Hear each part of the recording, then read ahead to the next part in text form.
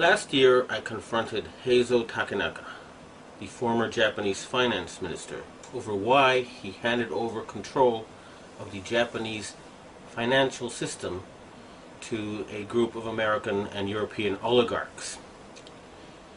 He and his envoy told me that it was because Japan had been threatened by an earthquake machine. I did not believe it at the time. However, when I started exposing some of their doings, I was told by the Japanese security police that because of what I had said on places like rents.com, that Niigata City was going to be hit by an earthquake. 2 days later, Japan's largest nuclear reactor was the exact epicenter of 2 earthquakes, both 6.8 in magnitude. And that was too much of a coincidence for me. So I started doing research and found out about HAARP, H-A-A-R-P. And I realized that they really did know how to make earthquakes. And they do it by shooting a billion-watt microwave into the ionosphere, which is the part of the atmosphere that has a lot of energy in it. That pushes the ionosphere up into outer space, and then it rebounds. And the way it rebounds can cause earthquakes. Just like an opera singer can break a glass by singing at a certain level, or by dragging your fingernails on a blackboard, you feel a weird sensation. If they adjust the vibration for the rock underneath their target site, they can do that. The same machine can also heat up subterranean water to cause earthquakes. And remember, a billion-watt microwave. What does microwave do to water? It heats it up. Now imagine if you put 1 billion watts into a tropical storm. You could make it much bigger, and you could change the direction it flows in. You know how there's high pressure zones and low pressure zones. Well, high is hot and low is cold. And the hot flows into the cold. And vice versa when there's more of the cold. So they can heat up an area and cause it to flow into a next door area. In other words, these people are capable of creating the cyclone that hit Myanmar, the tsunami that hit Indonesia, and the earthquake that hit China. Now, after the earthquakes hit Niigata, a member of the Inagawa crime family, which is based in around the U.S. Yokosuka Air Base, and members of the Inagawa family have told me that their big boss is George Bush Sr. In other words, they work for Skull and Bones. And they invited me to a so-called UFO gathering where they showed me the video of this blob.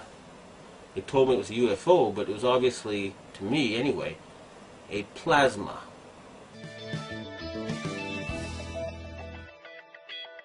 Super Full Moon, presented by Science at NASA. Mark your calendar. On March 19th, a full moon of rare size and beauty will rise in the east at sunset. It's a super perigee moon, the biggest in almost 20 years.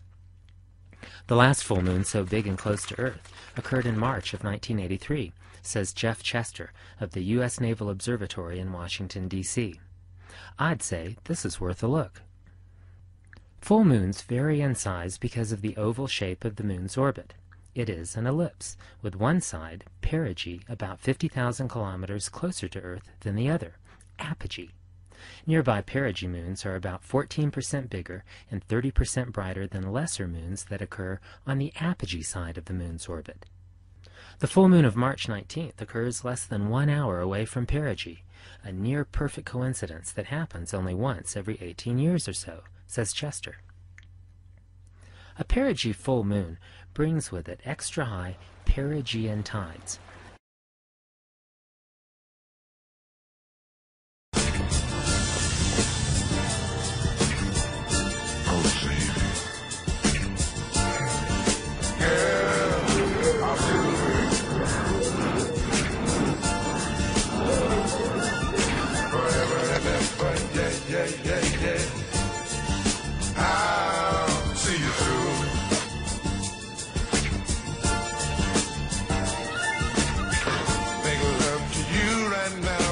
I wanna do, 'cause I find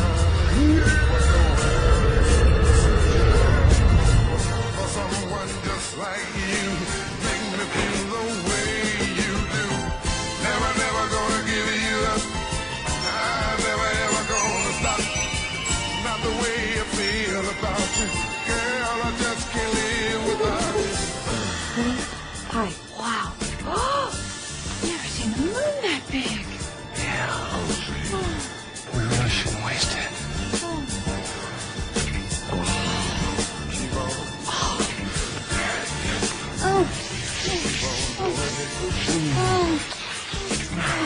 Bedroom? 5 minutes.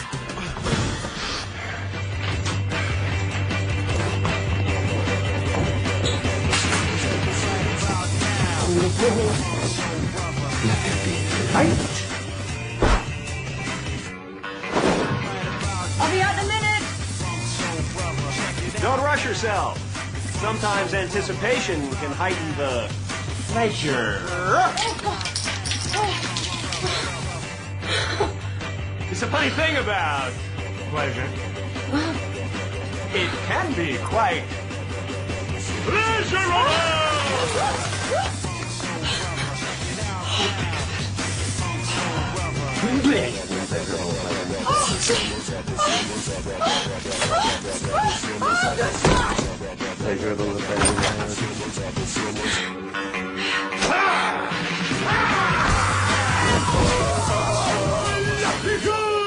In international news, Japanese relief workers are staging a desperate effort to rescue hundreds of people stranded by a freak tidal wave that hit Kitamoto City.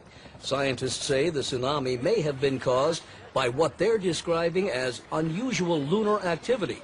More on this as it develops.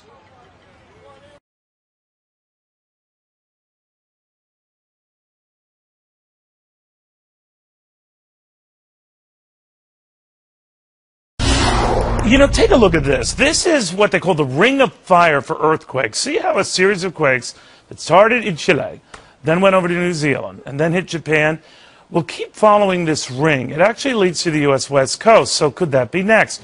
Here's a fellow who says it could be. With me now is Jim Birkeland. Jim is a geologist who, don't scoff at this guy, he predicted the 1989 World Series quake, and he did so days before it happened. He's back with us now. Jim, very good to have you. Thank you. It's a pleasure. This is rather a critical time.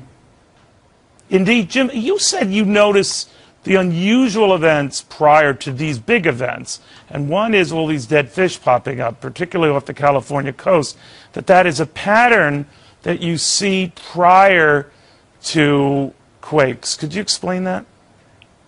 That's the type of thing that does happen fairly routinely. Animals often anticipate upcoming quakes mainly due to the changes of the magnetic field that precede quakes, and is often found right after a big solar flare causes northern lights. The animals orient themselves like homing pigeons. I used to raise them. And dogs and cats will flee homes, change their normal feeding patterns. Wild animals will come into cities. There are many, many clues out there, and so many of my colleagues have just ignored such factors and believe all truth comes out of a black box.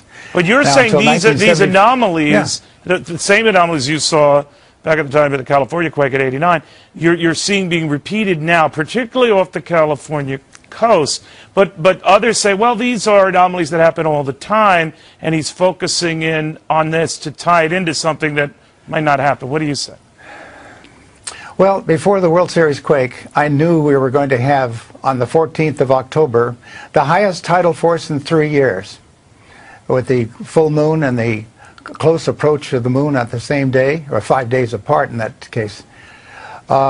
Similar to happened to the quake at Loma Prieta in 1865, under identical conditions, October of 1865. And 3 years prior to the World Series quake, we had even higher tides at the end of the year in '86, and I gave talks to scientific organizations and business organizations and said we should have a quake of about 4.5 or so within the next time towards New Year's. And I was leaving for work, and the quake hit. Well, what are you seeing now, and when do you see it then, Jim? Well, I see the highest tidal force until the year 2016 coming up on the 19th of this month. This is what I call a seismic window, and I've been calling it like a seismic window since 1974. That would be Saturday. That would be Saturday. Yes, and the next day is the equinoctial tides, the time of the full moon, and the equinox, the first day of the spring. Now, it's interesting that you showed the Ring of Fire. In 1906, the Japanese seismologist Omori said, you know, we had a couple of big quakes in 1897 in southern Alaska, and then just a few days ago, in the March of 1906, they had this great earthquake in South America. The next time, it looks like it would be due to fill the gap in Mexico, or more likely in California. And he made that talk in about the 10th of April in 1906. And sure enough, the quake happened. And I've got so many stories now of animals and people that just weirding out, doing anticipated the quake. Okay, Jim, we're going to watch closely. And so right now, go ahead, finish that thought. Well, just say that the Northwest U.S. is in a great under the gun, as I had called us in 1989. Wow. And at Southern California, you know, they just had an unusual fish wash ashore. The same thing is called a earthquake fish in Japan. All right, we'll watch closely, Jim. I think people should pay attention because of your history. You've been right about this. Jim Birkeland, thank you very, very much. My pleasure. I'd hope.